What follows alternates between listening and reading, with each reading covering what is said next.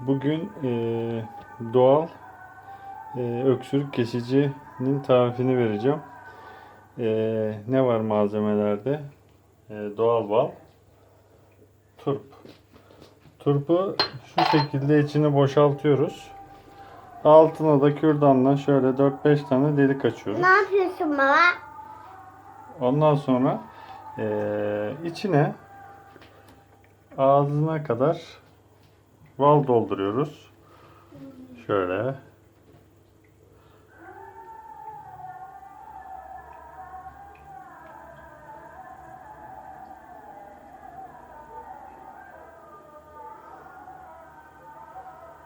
Biraz daha alıyoruz.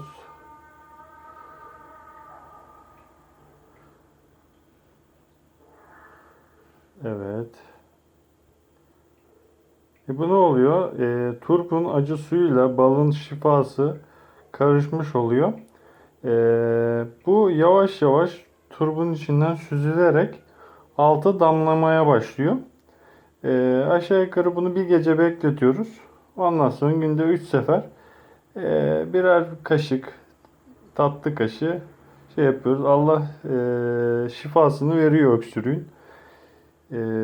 Beni dinlediğiniz için teşekkür ederim. Herkese hayırlı akşamlar. Şifalı olsun.